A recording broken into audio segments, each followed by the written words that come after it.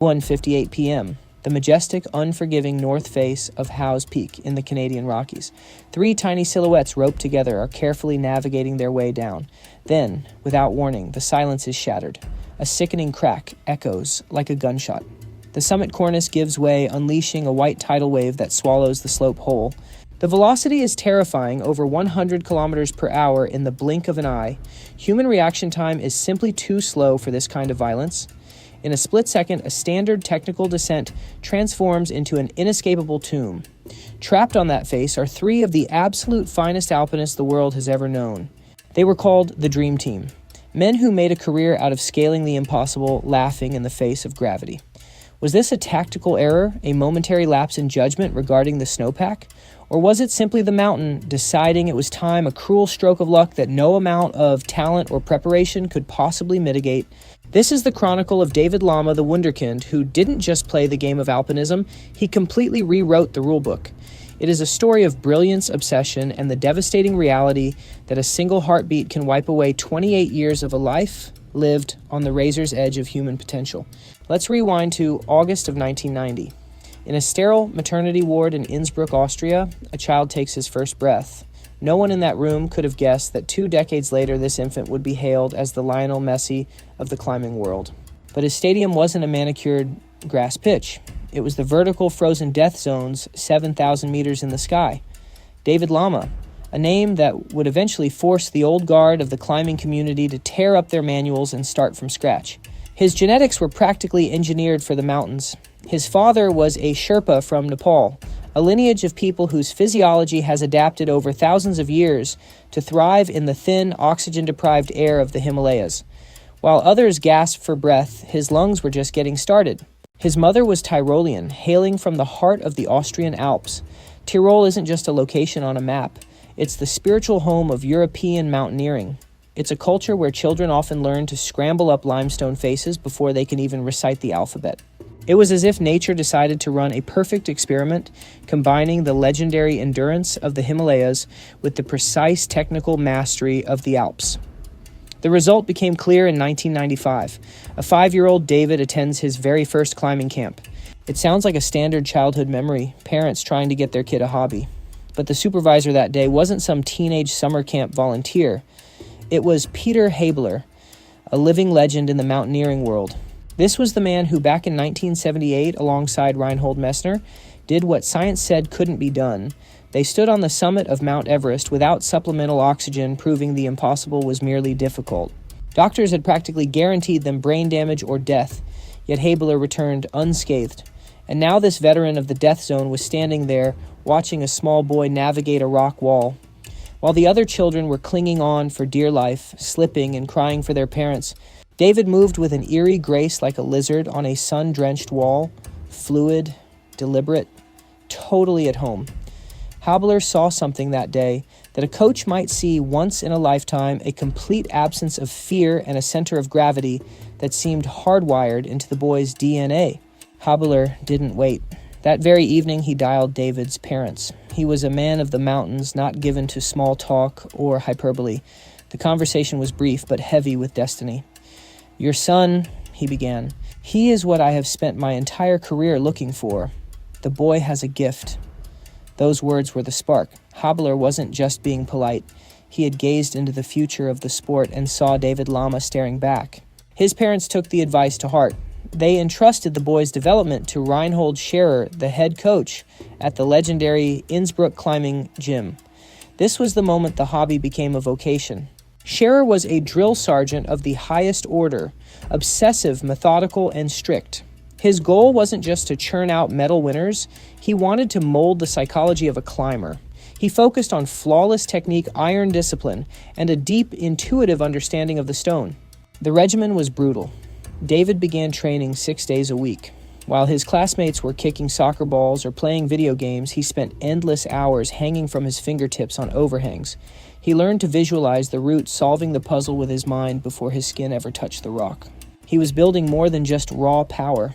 He was developing surgical precision and energy efficiency. Scherer recognized the same spark Habeler had seen, but he noticed something else, a psychological edge that was almost frightening. David didn't have the mental barriers that hold most of us back. When other kids looked at a wall and thought, "That's too steep," David simply thought, "How do I solve this?" That shift in perspective is the defining line between a good athlete and an immortal one. Fast forward to 1998. 8-year-old David Lama signs up for a junior competition. The judges saw a scrawny, unassuming kid and probably didn't think much of it. 2 hours later, those same judges were staring in open-mouthed disbelief. This child was effortlessly flashing routes that were shutting down teenagers twice his age. It wasn't just talent, it was an anomaly, a glitch in the matrix. 2 years later, he did something that sent shockwaves through the entire climbing community. At 10 years old, David sent an A to route. To put that in perspective, that's the equivalent of a fourth grader walking into a university physics department and correcting the professor's calculus. Grown men spend decades training their tendons and minds to reach that grade. Lama simply skipped the learning curve and became the youngest human being on the planet to ever operate at that level. By 2004, David was 14. At a major Austrian competition, he strolled up to an 8A plus route, a beast of a climb, and on-sighted it. That means he climbed it on his very first try without any prior practice or beta. The judges actually had to double-check their scorecards to make sure they weren't seeing things. That kind of thing just doesn't happen. For that season and the next, Lama was unstoppable, winning basically every youth event he entered. The IFSC, the global governing body, suddenly had a crisis. Their rulebook explicitly banned juniors from the adult professional league. But David was so far ahead of the curve that the rules were actively hindering the sport's progression. The federation convened an emergency meeting and literally rewrote the regulations. They changed the law just for him.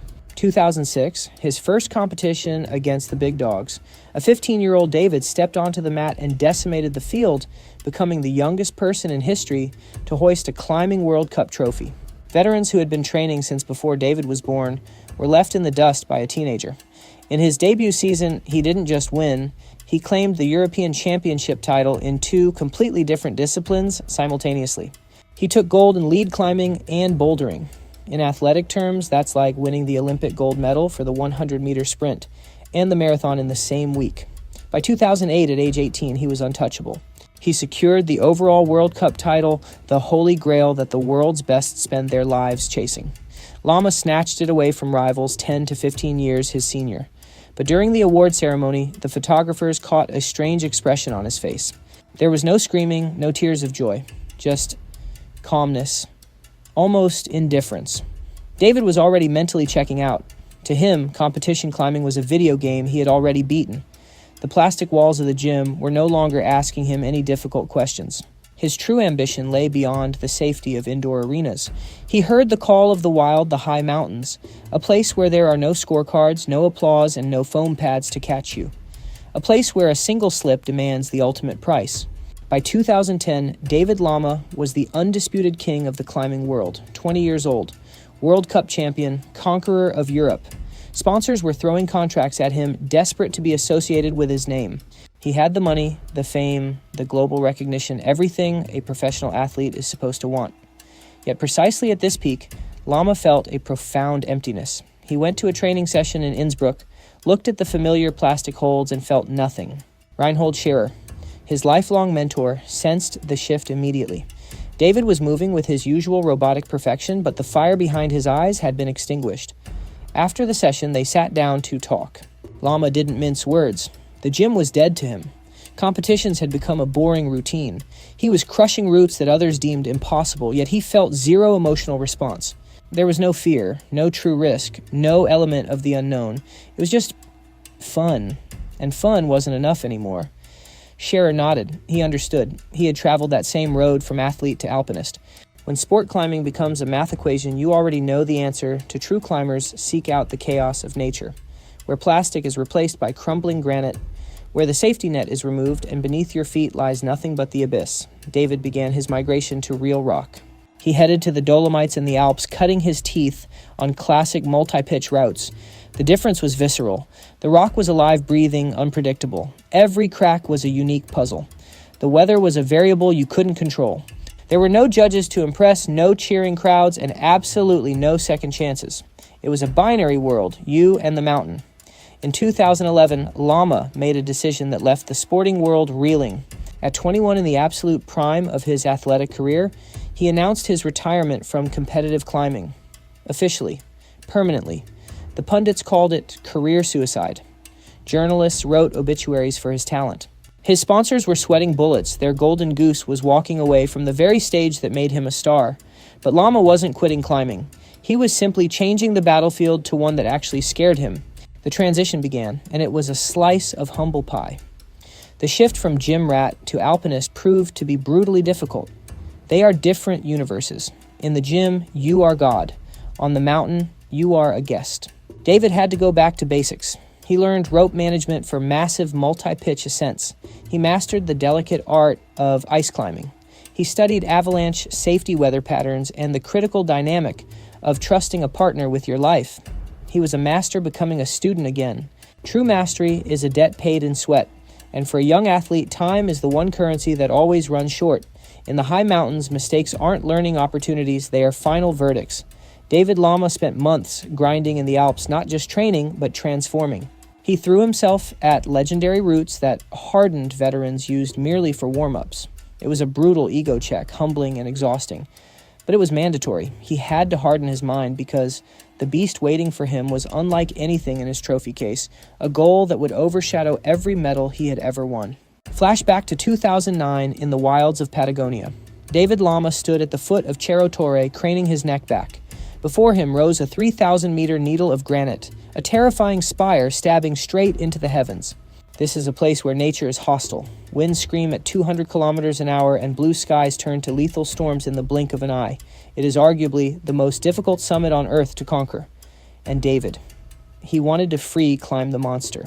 That meant no ropes to haul him up, no metal ladders, just flesh on stone. But backing him was a massive corporate engine.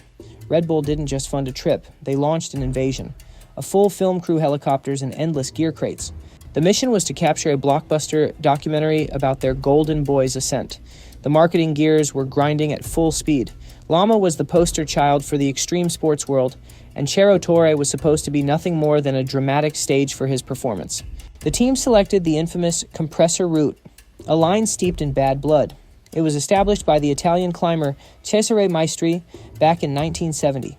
Maestri had dragged a gas-powered compressor up the wall, drilling bolts deep into the granite to force his way up. To this day, the climbing world argues over whether that climb was a heroic feat or a crime against nature. The film crew started their prep work, and that is precisely when they crossed a line that should never be crossed. To guarantee the safety of the cameramen, the production team rigged the mountain like a studio. They strung fixed ropes up the entire face and drilled dozens of fresh bolts, permanent metal anchors into the ancient rock. It made moving gear easy. It made the shoot safe. If you are making a movie, it was a logical production choice. But if you are a climber, it was an absolute disaster. Word of the drilling spread globally in a matter of days. The alpine community gasped in horror. To them, Cerro Torre is a cathedral, not a movie set. This is a peak reserved for the elite few who dare to tread there.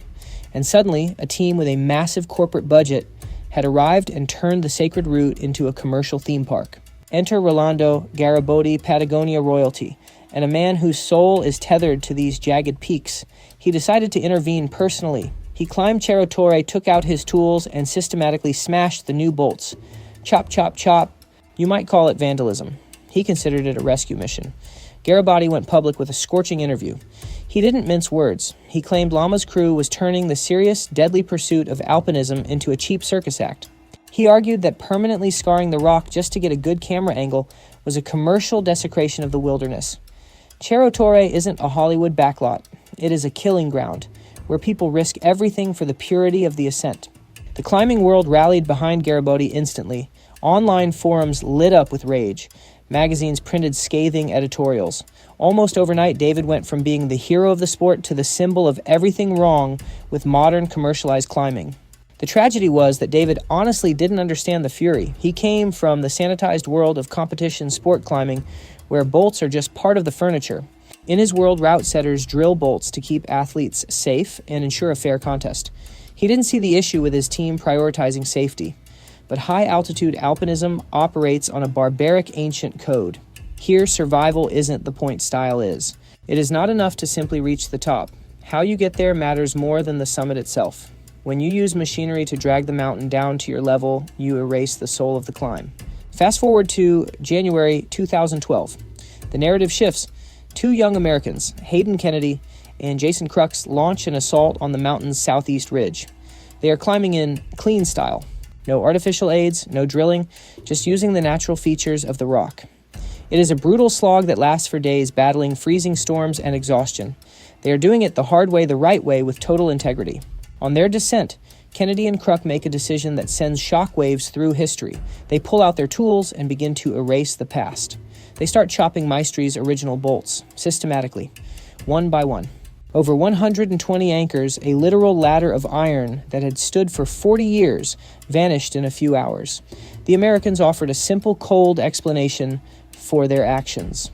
They argued that Maestry's bolts had neutered one of the world's fiercest peaks, turning it into a tourist trap. By removing them, they were returning Cerro Torre to its wild, natural state. They gave the mountain its teeth back. The reaction was explosive. Half the community called Kennedy and Crux saviors. The other half called them arrogant vandals. The arguments raged for weeks, but the noise didn't matter. The reality on the ground had shifted permanently. In the spring of 2012, fresh off the news of the chopping, David Lama and his partner, Peter Ortner, returned to Patagonia. It had been 3 years since the scandal of 2009. They had obsessed over this return. They had studied the route maps and planned their logistics, counting on the location of every single bolt for navigation and safety. And now, standing at the foot of the wall, the realization hits them like a hammer. The metal road is gone. The wall is blank. Ortner stares at David. The silence is heavy, and the unspoken question screams between them. What is the plan now? Do we pack up? Do we run? David stands stone still for a long time, staring up into the abyss. He turns to Ortner. His answer is short. We climb. Instantly, this stops being a sporting challenge and transforms into a raw fight for survival. Where there were once reliable steel bolts to clip into, there is now only smooth, hostile granite. The distance between safety points stretches out 15, maybe 20 meters of nothingness. Do the math, a slip in a section like that means a 40-meter plunge, or worse. Ortner takes the lead, hunting for tiny imperfections in the stone where he can jam temporary gear. He places cams and nuts metal wedges that rely purely on friction and hope. Every placement is a gamble. Every move is a calculated risk. Down below, Lama manages the rope, his knuckles white. If Ortner peels off the wall, David has to absorb the massive kinetic shock. The physics are terrifying. The longer the drop, the more violent the impact on the gear and the body. Catching a 20-meter whip is a task that shreds your nerves. They inch upward, fighting for centimeters. And naturally, Patagonia wakes up. The wind begins to howl. Visibility crashes to zero. At this altitude, time is your enemy. If you stop moving, you freeze. For the first time, the gym prodigy feels a cold knot in his stomach. It is terror, primal fear. And strangely, this is exactly what he came here to find. 2,000 meters in the air, Lama and Ortner have been battling the face of Cerro Torre for 20 hours straight. Their fingers are numb blocks of ice. Their bodies are running on fumes.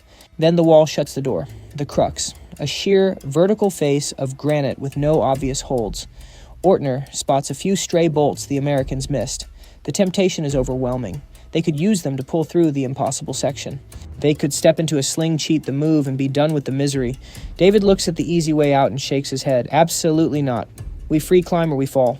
Ortner understands. This isn't about the summit anymore. It is about redemption.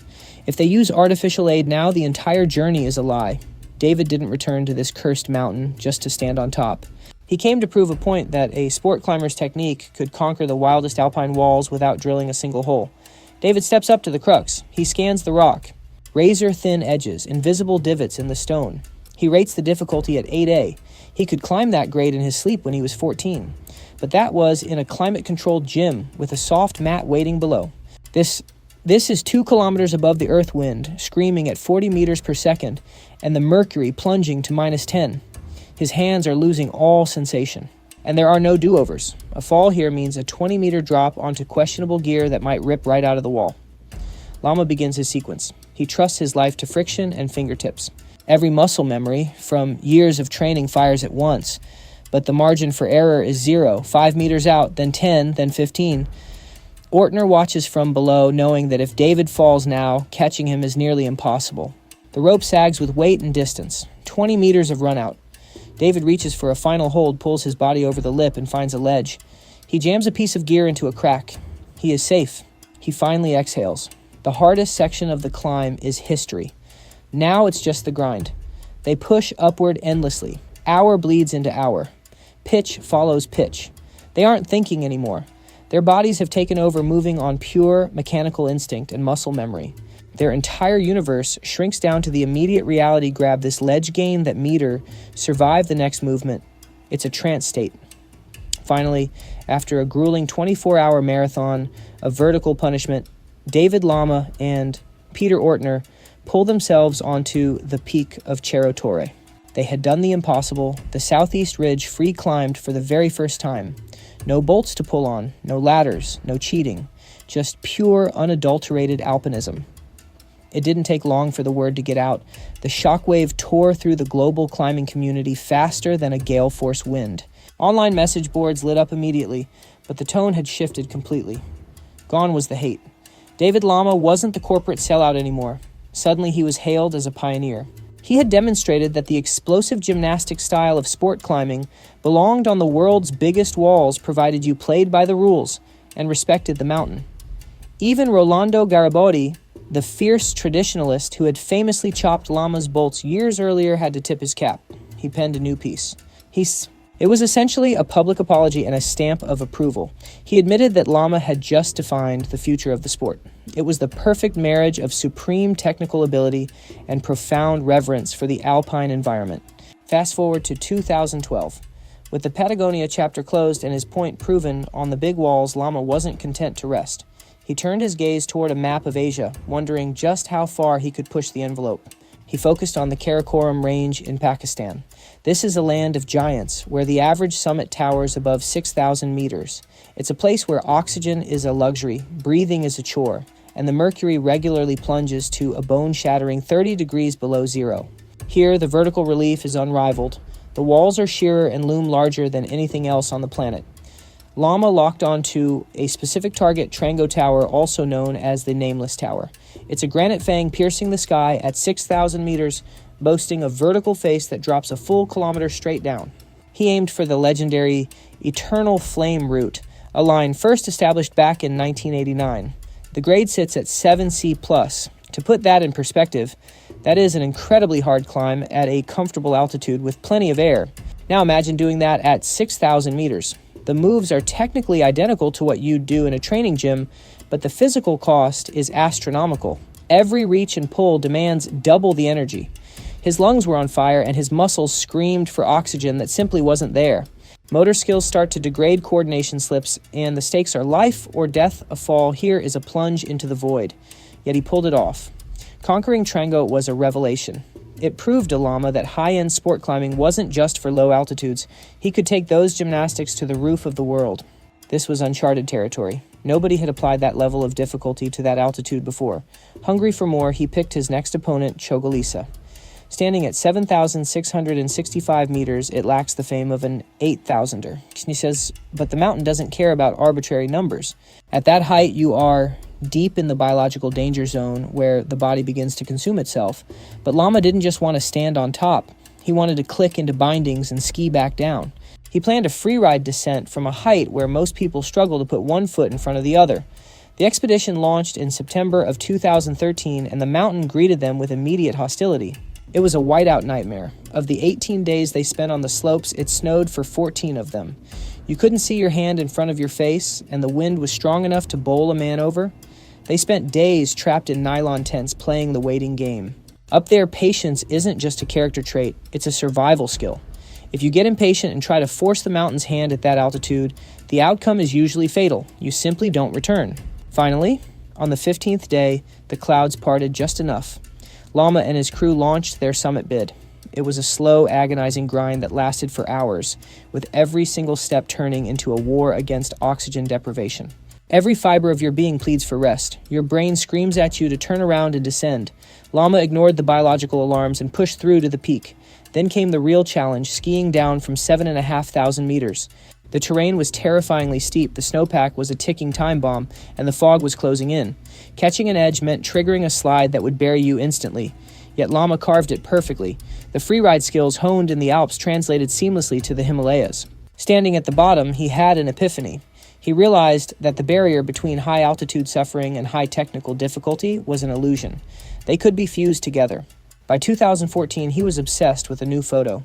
It was Masherbrum, a beast rising to 7,821 meters. Specifically, he was looking at the northeast face. It's a vertical nightmare known in the community as the Wall of Shadows.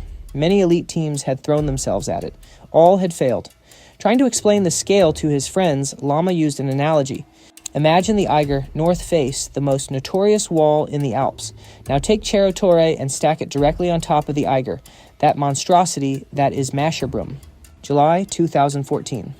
They arrived at base camp. It was a power trio: David Lama, Hansjörg Auer, and Peter Ortner. These were three of the absolute best alpinists of their generation, standing small beneath the looming shadow of the northeast face. Above them sat a full kilometer of mixed horrors, ice, snow, and rock, starting where most mountains end. Auer was already a myth in his own time, a solo specialist known for speedrunning routes that took normal teams days to complete. Then there was Ortner, the rock-solid partner from the Cerro Torre triumph, and a brother in arms. The consensus was clear. If this wall was climbable, this was the squad to do it. They began at first light. Initially, it felt good. The ice was crisp, and the safety gear held firm. But the optimism evaporated within 60 minutes. They realized rapidly that this wasn't like their days in Patagonia. This was a different beast entirely. The base of the wall was a shooting gallery. Massive avalanches raked the face on a clockwork schedule, crashing down every 20 minutes. We're talking tons of debris plummeting from the heavens with a roar that sounded like artillery fire. When they hit, the world went white. The concussive blast alone was strong enough to rip a climber off the wall. Auer later described it as playing Russian roulette. You're clinging to the ice utterly blind, wondering if the chamber is loaded for you in the next 60 seconds. Skill became irrelevant. It was pure chance. You just kept swinging your axes and praying. It took them 6 nerve-shredding hours to navigate that lower kill zone with death hovering over their shoulders every single minute. Death missed them by inches over and over again. At one terrible moment, Ortner was clipped by the flank of a slide. The impact tore him from his foothold, leaving his life hanging on the integrity of a single rope. The gear held. He swung there, coughing ice out of his lungs, shook it off, and resumed the ascent. But escaping the avalanche zone only led them to a new nightmare, the technical rock face. The rock was graded at 7B, spiking up to 8A in places. That is elite-level difficulty in a comfortable climbing gym. Trying to pull those moves at 7,000 meters is bordering on physical impossibility. Lama took the lead on the hardest pitch. His body revolted, his fingers were clumsy, his coordination vanished, and the intense focus required for such technical moves was gone. Starved of oxygen, his brain was firing at maybe 30% capacity. Hypoxia was winning. He whipped off the wall. The rope went tight. He shook out and tried again. Another fall, then a third and a fourth. It hit him hard. He hadn't lost his skill, but the altitude had stolen his ability to use it. We simply aren't designed to perform gymnastics in the stratosphere. They had managed to scrape their way up 400 meters of the kilometer-high face before they were forced to stop. They set up a bivouac for the night, if you can call it that. Sleeping was a cruel joke. The temperature plummeted to minus 25, and the wind howled like a jet engine, battering them at 50 meters per second. No one slept. They just huddled in the dark, shivering and praying for the sun to return. When dawn finally broke, Lama gathered the team. He didn't panic, but his assessment was brutally honest. Under these conditions, the wall wasn't just hard, it was unclimbable. Going up wasn't bravery anymore, it was a suicide pact. They made the call to bail. It was a choice that displayed a wisdom often missing in young alpinists. Up there, the line between being a hero and being a fool is razor thin. True courage is risking it all when the odds are at least slightly in your favor. Stupidity is pushing forward when death is a certainty. Lama chose to live. Masherbrum beat them that day, but they all walked away breathing. And in the world of high-stakes alpinism, coming home alive is the only victory that matters. 2016. The scene shifts to Nepal. Lama is fixated on Annapurna 3, a 7,555-meter giant. He's looking at the southeast ridge, a notorious line that has repelled every suitor for decades. For 35 years, nobody had even dared to launch a serious expedition. It wasn't just the climb, it was getting there. The approach trek navigates straight through a volatile active landslide zone. Back in 2012, that path claimed the lives of several porters. The mountainsides are unstable, sending tons of rock crashing down without a whisper of warning. Walking to base camp isn't hiking, it's playing a lottery where the prize is getting crushed. Lama decided to break the rules. He chartered a helicopter to bypass the death trap and fly directly to base camp. It cost a fortune, but the real price was his reputation. Purists in the community view helicopters as cheating, a major breach of alpine ethics. David Lama, however, looks at the problem through a completely different lens. He asks a fundamental question: why gamble with your life on the approach if the prize at the end doesn't justify the danger? To bypass the treacherous lower slopes, a helicopter drops the team directly at the base of the ridge. The real work, the actual climb, starts now. Almost immediately within the first vertical stretch, the grim reality sets in. This isn't the solid granite of Cerro Torre, and it certainly isn't the clean lines of Trongo.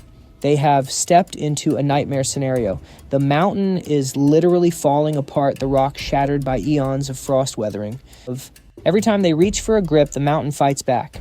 What appeared to be bomb-proof granite in the reconnaissance photos turns out to be loose choss garbage rock that disintegrates into gravel the moment you touch it. Trust is impossible here. Every single piece of safety gear they place is suspect. You hammer a piton into a crack and it just rattles around loosely. You try to slot a camming device and the rock expands and crumbles around it. For 3 agonizing days, the team fights their way up the ridge, but they are crawling. Sections that would typically take an experienced climber 60 minutes are eating up 4 hours of grueling labor. The delay is caused by the rock quality. They are forced to use slow artificial aid techniques on sections they had confidently planned to free climb. They are currently sitting at 6,500 meters, gazing up at another vertical kilometer of technical terrain standing between them and the summit. Their pace, however, reveals a brutal truth they can't ignore. Moving this slowly, they are still a full week away from the top. They simply don't have enough food or stove fuel to survive that long. But the final nail in the coffin is the sky. The weather is collapsing. Winter in the Himalayas is a cruel judge that offers zero forgiveness for miscalculations. The mercury crashes violently, dropping to minus 35 degrees Celsius. The wind screams across the face, gusting up to 100 kilometers an hour. In conditions this extreme, exposed skin freezes instantly. Life-altering frostbite is a threat that can strike in mere minutes. Huddled inside their tent, listening to the gale threaten to rip their shelter from the wall, the team comes to a silent consensus. The window of opportunity has slammed shut. Lama makes the hard call to retreat. For the second time in just 2 years, he is forced to walk away from one of the world's great unclimbed faces. Yet Lama refuses to view this as a failure. To him, it is a cold, rational calculation of survival. In a post-expedition interview, his assessment sounds final, like a court verdict. He declares the southeast ridge of Annapurna 3 to be hovering right at the bleeding edge of what is humanly possible. He describes it as technically more demanding than the infamous Cerro Torre, sitting at an altitude higher than Masherbrum and composed of the worst quality rock imaginable. Perhaps decades from now, a visionary might unlock this route, but it will demand a miraculous alignment of perfect weather, superhuman fitness, and blind luck. In the high mountains, finding those 3 factors together is almost unheard of. Then in 2015, back in Innsbruck, David Lama's phone rings. On the other end of the line is none other than Konrad Anker. For a climber of Lama's generation, this phone call is the equivalent of a rookie basketball player being invited to play a one-on-one game with Michael Jordan. Anker is mountaineering royalty, a living legend, best known for discovering George Mallory's body on Mount Everest back in 1999. Anker has dozens of first ascents under his belt. Despite being 52 years old, his cardio and strength put most 30-year-old athletes to shame. He proposes a partnership to Lama, the target Luna Gri, a stunning peak rising 6,907 meters into the sky. Located in Nepal, the mountain's west face presents a vertical kilometer of complex mixed climbing, a chaotic blend of ice, snow, and rock. It is relentless, technical, and dangerous. Most importantly, the true summit has never been touched by human hands. Others had tried, all had been beaten back. To Anker, Lama represents the ideal partner. He brings the explosive power of youth, unmatched technical skill, and endurance. Conversely, Lama sees in Anker exactly what he needs to learn decades of wisdom on big Himalayan walls and tactical brilliance. They launched their first assault in 2015. The pair spends several grueling days wrestling with the face. The terrain proves to be far more hostile than their research suggested. The mixed sections where rock and ice meet are not just difficult, they are nightmarish. They find themselves pulling moves rated M6 extremely difficult dry tooling, usually reserved for crags, but they are doing it near 7,000 meters, where the air is thin and the lungs burn, the ice is rotten, and the rock is glazed with verglas. Every anchor they build feels sketchy. Then, at 6,000 meters, the weather turns against them. The clouds descend, dropping visibility to absolute zero. Anchor, relying on his years of survival instincts, decides it is time to bail. Lama nods in agreement. In the death zone, the gut feeling of a senior partner outweighs any youthful ambition to push forward. Fast forward to 2016. The duo returns for a second attempt. This time they are dialed in. They have memorized the route's intricacies, refined their logistical tactics, and the forecast promises a stable weather window. They attack the wall with renewed confidence, moving efficiently up to 6,000 meters. Anchor is on the sharp end of the rope, leading the pitch, while Lama manages the belay from a stance below. Suddenly, Conrad freezes. The rhythm of his breathing shatters. He grabs at his chest, gasping.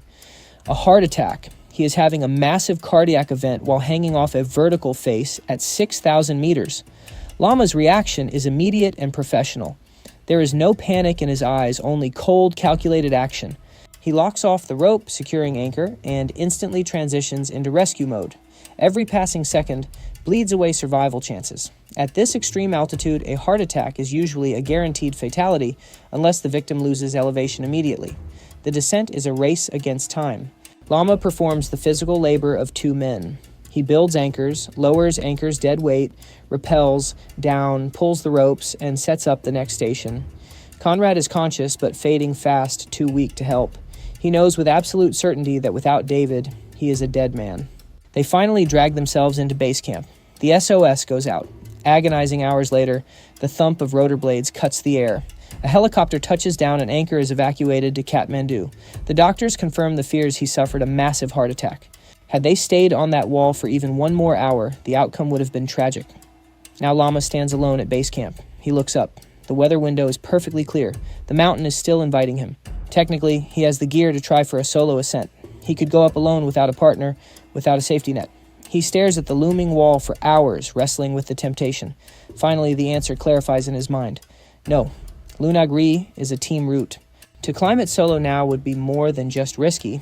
It would feel like a betrayal of the partnership and a sign of disrespect to the mountain and the near tragedy that just occurred. Later, from his hospital bed, Anchor gives a candid interview. He admits that his days on routes of this caliber are over. His heart gave him a warning he cannot ignore. At 53, the human body has limits, and it will no longer tolerate the crushing strain of high-altitude alpinism. It marks the end of an era for a legend. But for David Lama, the story is far from over. Lunagri remains unfinished business. In October 2018, David Lama returns to the Himalayas, standing once again at the foot of the giant that defeated them. 2 years have evaporated since the terrifying incident with Anchor. For 2 years, this wall has haunted his thoughts. Now he makes a decision that most in the climbing community would classify as suicidal madness. He is going up, and he is going absolutely alone. A solo ascent of a nearly 7,000-meter peak involving complex mixed climbing is the stuff of coffee shop theory, not reality. Usually these attempts end in an obituary. However, Lama is not free soloing, he is not climbing without a rope. He employs a lonely, exhausting system known as rope solo. The concept is straightforward, but the physical toll is immense. You climb a pitch, fix the rope to an anchor rappel all the way back down to retrieve your gear, and then climb the same stretch of rock a second time using mechanical ascenders. Essentially, to climb the mountain once he has to physically cover the distance 3 times. A vertical kilometer becomes 3 kilometers of vertical gain. Doing this at sea level is exhausting. Doing it in the death zone at 7,000 meters is pure torture. Lama begins his crusade at dawn. The first few hours are a rhythmic grind. Climb, anchor, rappel, clean, jug up, repeat. His muscles move on muscle memory, seemingly detached from his brain. His mind narrows its focus to the microscopic details, the integrity of the anchor, the rope tension, the next hold. As night falls, the temperature plunges to minus 30 degrees. The wind howls, battering the face at 80 kilometers an hour. Lama carves out a tiny bivvy, a precarious ledge barely wide enough to sit on. He sets up his small tent, but the wind threatens to shred it. It offers almost no insulation. Inside, it is just as freezing as the void outside. Dawn breaks on day 2. Lama inspects his feet. He can't feel his toes. It is the early stage of frostbite. In any rational scenario, this is the red flag to retreat. but Lama buries the doubt and pushes upward. He is driven by a singular realization: if he turns back now, he will never return. He cannot go through this again. The second day dissolves into a haze of agony and exhaustion. Every reach requires a conscious command from his brain. His body screams for rest. His will forces it to move. Day 3, October 25th. Lama confronts the head wall. This is the final barrier, the last 100 meters guarding the summit. It involves M6 mixed climbing a delicate dance on ice-glazed rock. This is the crux, the hardest part of the entire route. He must navigate it alone, with zero backup running on fumes and climbing on feet he can no longer feel. He moves with agonizing slowness. He tests every single handhold twice before committing his weight. He places every piece of protection with the obsessive precision of a neurosurgeon. One slip, one popped cam, and it is all over. After 3 hours of intense focus, he pulls over the lip. He is standing on the summit of Lunagri. He is the first human being to ever see this view. The Virgin Peak has finally been conquered. The ambitious project that began with Conrad Anker 3 years prior is finally closed. Lama allows himself just 10 minutes on the summit to soak it in and snap a few photographs. Then he immediately begins the descent, knowing well that in mountaineering, the summit is merely the halfway point of survival. In 2019, Lama is posthumously awarded the Piolet d'Or, the Golden Ice Axe, the sport's highest honor. The judges describe his solo of Lunagri as a masterpiece of modern alpine style. It combined extreme technical difficulty, high altitude, the solitude of a solo ascent, and an ethically clean approach. These elements fuse together to create a climb that has achieved legendary status.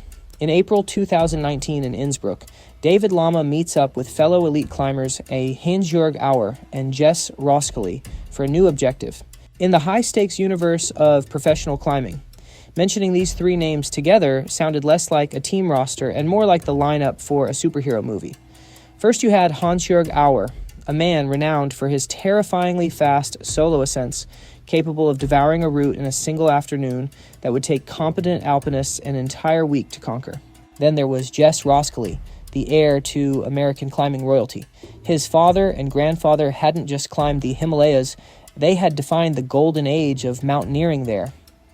Rounding out the trio was David Lama, the surgical technician of the group, a prodigy whose resume included legendary feats on the impossible spires of Cerro Torre and Lunagri. When these three joined forces, the outdoor press immediately branded them the dream team, and for good reason. The logic was simple and undeniable. If this specific combination of talent, genetics, and experience couldn't climb a mountain, then the mountain simply defied the laws of physics. Their crosshairs were trained on the Canadian Rockies, specifically the rugged, unforgiving wilderness of Banff in the province of Alberta. This region is infamous for a notoriously short window for mixed climbing, and by the time April rolls around, you are looking at the absolute final days before the spring thaw turns the great faces into death traps. The trio touches down in Canada as the month begins, knowing they are racing against the thermometer. Their immediate priority is acclimatization, even though the Canadian peaks don't scrape the stratosphere like the Himalayas. Shocking the lungs with a sudden jump in elevation without preparation is a rookie mistake that can end an expedition before it starts. Physiology demands respect, so they need to give their bodies time to adjust to the thin air. They select the Andromeda Strain as their testing ground, a regional classic offering 900 meters of gnarly ice and mixed rock, perfectly suited to wake up their muscles and sharpen their minds. They obliterate the route in a single day, moving with a synergy that usually takes years to develop. The ascent is clean, the speed is blistering, and the partnership is locked in. With the warm-up complete, eyes turn to the true monster waiting for them, the east face of Howse Peak. This is a beast of a mountain boasting 1,000 meters of unrelenting vertical ice. The route carries a dark reputation in the climbing community, known primarily for two terrifying characteristics: its extreme technical difficulty and its lethal susceptibility to avalanches. The geography of the face creates a natural trap. It sits nestled inside a massive couloir that acts as a funnel for falling debris. Speed here isn't just about athletic performance, it is a survival mechanism. Every second spent on that wall increases the statistical probability of being swept into the void. For several days, Lama, Auer, and Roskelley obsess over the mountain, scanning the wall with binoculars to engineer their path. They settle on an audacious plan. They intend to link two historic routes, M16 and the King Line, fusing them into one continuous grueling push to the top.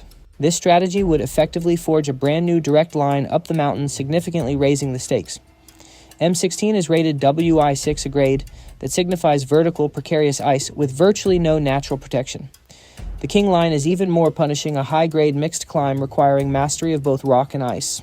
Combining these two monsters creates a challenge that the vast majority of elite climbers wouldn't even dream of attempting. The team breaks down their tactics, agreeing that velocity is their best defense. The faster they can punch through the danger zones, the less likely they are to be caught by the mountain's shifting moods. Their strategy hinges on a nocturnal assault, starting the climb under the cover of darkness when freezing temperatures glue the loose rock and ice together. The goal is to blast through the most hazardous sections before noon, anticipating the moment the sun swings around to bake the slopes and release the avalanches. The calendar hits April 16th, and the mountains offer a rare gift: stability. The mercury sits at a crisp -15 degrees, and the air is dead calm, a flawless meteorological window. The team goes through the ritual of gear prep, inspecting every millimeter of rope, sharpening ice tools, and organizing belay devices. In this game, a single overlooked detail can be the difference between a story for the grandkids and an obituary. By evening, they drive out to the base of the massif, planning to snatch a few hours of restless sleep before waking for a 2 o'clock alpine start. They intend to navigate the initial labyrinth in pitch blackness, trusting their headlamps to guide them, with a hard goal of clearing the bottom third of the face before the first rays of dawn. As they settle in, Roskelley cracks a joke about taking a solid month off to relax once they get this beast behind them. Auer nods in agreement, already thinking about the rest, but Lama remains quiet. This is his trademark state. Before a big ascent, he withdraws into a zone of absolute laser-focused silence. It is April 16th, 2019. At 5:51 in the morning, the temperature has dropped to -18 degrees. 3 solitary figures crawl out of their bivouac at the foot of the imposing east face. Their headlamps cut distinct beams through the pre-dawn gloom, and the only sound is the sharp crunch of crampons biting into frozen snow. The waiting is over. The climb has officially begun. The opening hours are defined by finding a flow state. Auer takes the sharp end of the rope for the lower pitches, demonstrating why he is a legend. His technique is mesmerizing to watch. His axes don't just hit the ice, they seem to merge with it, driven by surgical precision. He finds stability on surface features that look completely unclimbable to the untrained eye. Behind him, Roskelley and Lama move in perfect unison, the rope pulled tight like a telegraph wire, transmitting their collective intent. Their movement is fluid, efficient, and rapid. By 8:36 in the morning, the sun begins to bleed into the sky. It is Lama's turn to take the lead on the crux pitch, the hardest section of the climb. He is staring down vertical ice-graded WI6+, which essentially means climbing a 90-degree pillar of brittle, shattering glass with zero margin for error. At this grade, you can't just brute force your way up. Every swing of the axe is a high-stakes gamble. Swing too hard, and you shatter the structure. Swing too soft, and you plummet. Lama dissects the problem methodically, gaining elevation inch by painstaking inch. Below him, Roskelley manages the safety rope and captures the moment on camera. The footage reveals David's terrifying level of focus. There are no wasted calories, no hesitation, only the absolute necessity of movement. This is the culmination of decades spent on the sharp end of a rope. He unlocks the puzzle in 40 minutes, securing the line for the others. Roskelley and Auer ascend quickly behind him. They check their watches. The pace is aggressive. They are perfectly on schedule to tag the summit by midday. So far, the mountain is letting them pass. At 11:02 in the morning, the terrain shifts and Roskelley takes the lead on the ridge. Here, the pure ice vanishes, replaced by frost-shattered rock. It demands a constant mental switch, hooking ice tools on granite edges 1 second, then jamming gloves into cracks the next. The technical grade here is M7, a serious difficulty rating. But Jess moves with the confidence of someone born into this world. Climbing loose, dangerous routes isn't just a hobby for him. It's a genetic inheritance spanning 3 generations. The team is flying now. In fact, they are moving faster than their optimistic projections. This is the best possible scenario. Minimizing exposure time reduces the objective hazard. The weather remains stoic, windless, and clear. The temperature is creeping up, but it hasn't yet reached the danger zone. The clock strikes 12:44 in the afternoon. They run out of mountain. They have reached the summit of Howse Peak. Standing at an elevation of 3,295 meters, Lama, Auer, and Roskelley are the highest humans in the range. They have done the impossible. A new futuristic line has been established on one of the most feared faces in the Rockies. The theoretical link-up of M16 and the King line is now a physical reality.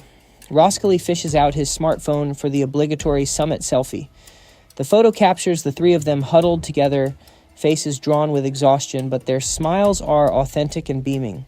Auer has thrown a brotherly arm around Lama's shoulders, while Roskelley flashes a triumphant thumbs up. They allow themselves 15 minutes to soak in the victory, hydrating and forcing down energy bars. They need to recharge quickly for the descent. Every alpinist knows the old adage, the summit is only the halfway point. Descending is statistically far more lethal than climbing up. Fatigue dulls the reflexes, and the adrenaline crash can lead to fatal lapses in concentration. This is the zone where mistakes hunt you down. At 1:27 in the afternoon, the final photograph is taken. Lama inspects the ropes for the rappel. Auer builds the anchor station, and Roskelley stows his camera gear. The celebration is over. The work begins again. They opt to descend via the north face, which is the standard exit route for climbers on this peak.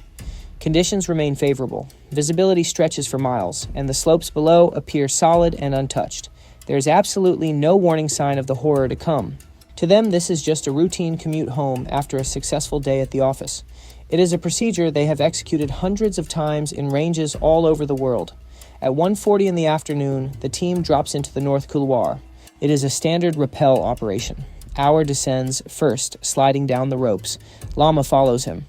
Roskelley remains at the top, managing the anchor system. From their vantage point, the snowpack looks coherent and safe. The snow feels dense underfoot, and the ambient temperature hasn't spiked enough to raise alarm bells. Everything is proceeding strictly by the book. It is a textbook technical descent indistinguishable from countless others they have survived. Far below on the asphalt ribbon of the Icefields Parkway, a traveler spots the majestic peak and pulls his car over. He grabs his camera, framing Howse Peak against the brilliant blue sky, hoping for the perfect shot for his social media feed. He zooms his lens toward the face. Through the viewfinder, the photographer's eye catches a sudden violent flicker of motion. The massive summit cornice, a heavy overhanging shelf of wind-packed snow, suddenly shears off. Tons of ice and snow detach from the ridgeline and begin a terrifying freefall. The tourist keeps the shutter open, unaware that he is documenting the opening seconds of a tragedy. The cornice slams into the slope below with the force of a bomb. The impact is catastrophic, instantly triggering a chain reaction across the entire face. The snowpack, which had supported the climbers moments ago, instantly liquefies. A Class 3 avalanche is born, a colossal churning river of white death, mixing ice, snow, and boulders, accelerating to speeds exceeding 100 kilometers an hour. Do not mistake a Class 3 avalanche for the gentle powder clouds you see in ski movies. This is a solid moving wall, meters high, and possessing the density of wet concrete. The crushing pressure inside the slide can reach several tons per square meter. For a human caught inside, there is no swimming, no breathing, and no fighting back. You are simply debris swept along like a twig in a tsunami. The tourist's photograph captures a massive white cloud swallowing the upper section of the couloir. Where a calm slope existed a second ago, there is now only a chaotic white void. Lama, Auer, and Roskelley are directly in the barrel of the gun. They have zero time to react. The avalanche engulfs them, instantly snapping their ropes like thread. Their bodies are torn from the wall and swept away, dragged violently over jagged rocks and ice cliffs. They fall hundreds of vertical meters in seconds. The avalanche eventually settles in the lower bowl, leaving only a deafening silence in its wake. A delicate powder of snow hangs suspended in the frigid air, drifting slowly to the ground. Down on the highway, a tourist frames up a shot, clicking the shutter on what looks like a perfect winter postcard. He has no idea that his lens has just captured the final resting place of three of the world's greatest alpinists.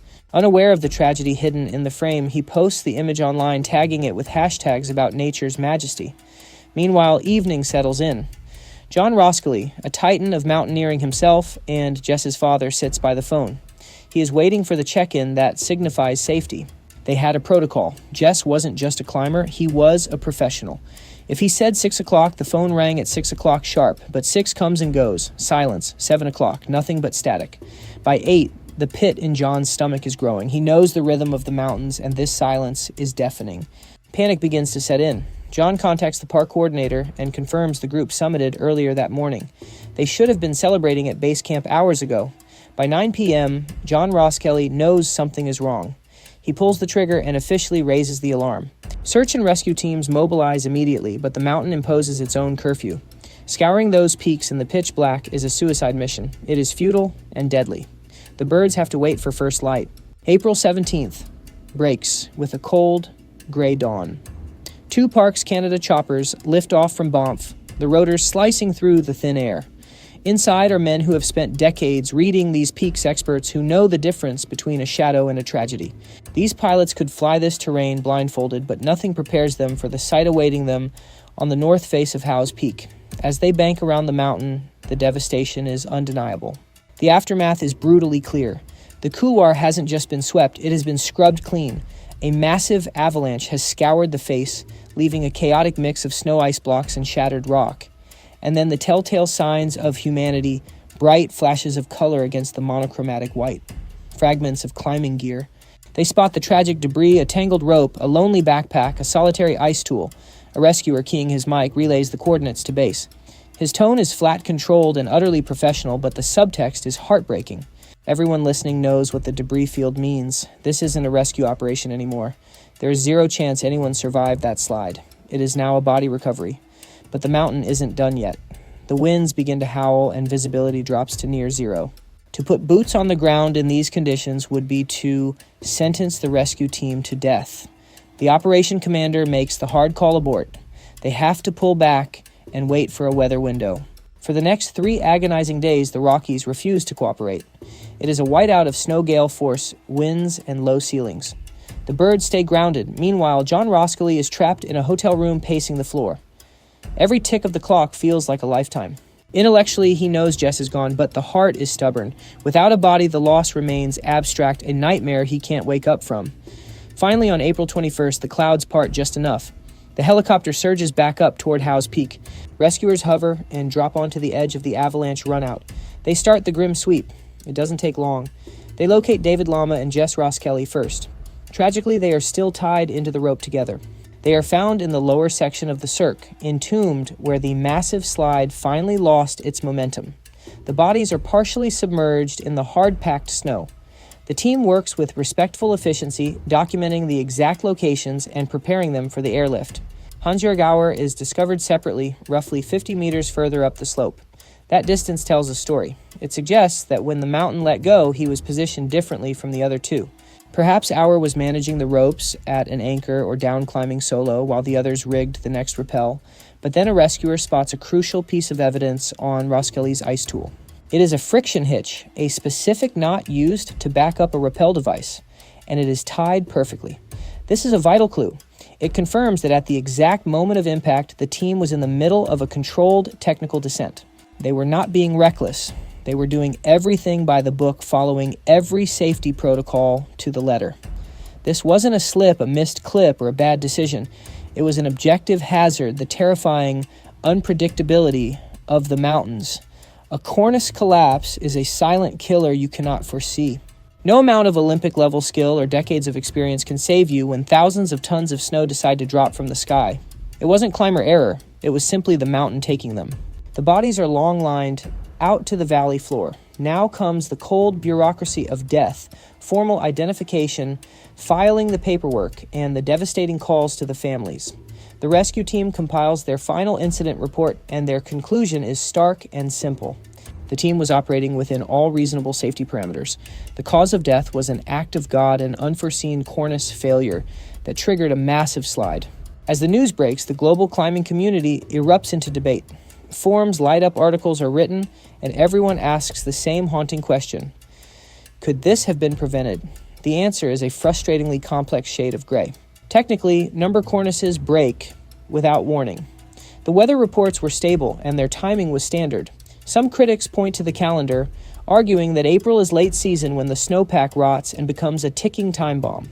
But any local will tell you that April is prime time for the Canadian Rockies. Countless teams bag peaks during this window every year without a scratch. It was just bad luck.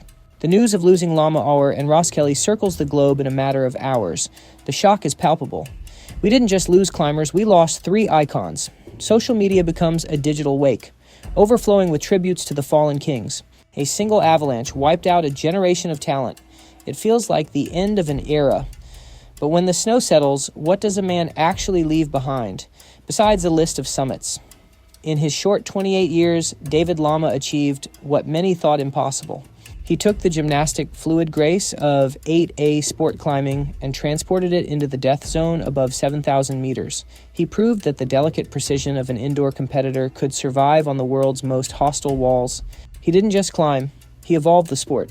His personal journey was unique, transforming from a teenage wunderkind, crushing plastic holds in competitions, to a seasoned alpinist with the wisdom to retreat on Masherbrum. It was a complete coming-of-age story compressed into a decade and a half. Lama left us with films, but not the usual adrenaline-soaked sizzle reels covered in logos. His storytelling was different. He put his failures on the big screen. Look at his record. Patagonia in 2009 and the Bolt controversy that humbled him. The retreat from Masherbrum in 2014. Turning his back on the summit of Annapurna in 2016. He never scrubbed these moments from his history. He embraced them. He understood that in high-stakes alpinism, coming home empty-handed isn't a defeat. It is an essential part of the apprenticeship. Those who roped up with him recall a supernatural stillness. Conrad Anker described it as a Buddhist-like calm. When things got sketchy on the face, Lama never spiked his heart rate.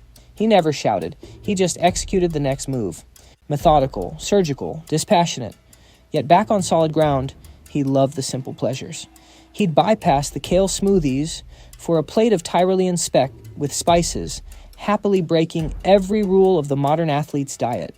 After a brutal expedition, you'd find him devouring a plate of cured meat, washing it down with a cold beer. He understood that life was wider than just the next training block. His philosophy on danger was refreshingly honest. Risk is always there, he would say. What matters is that you are fully committed to your decisions. He never played the hero. He never claimed invincibility. He simply accepted that death was sitting at the table. On April 16, 2019, Howse Peak offered a brutal validation of his worldview. It was a stark reminder that you can have perfect form, perfect fitness, and perfect planning and still not make it home. The mountains are indifferent to our skills. Nature holds the aces, always has, always will. David Lama was only 28, yet he had spent half his existence clinging to the precipice of the world's greatest walls. He fundamentally rewrote the rules of what is possible in alpinism. He ignited a fire in a new generation of climbers. And as we look back, we shouldn't remember him merely as a victim of a tragedy. We should remember him as a man who stared into the void, smiled, and lived every single second on his own absolute terms.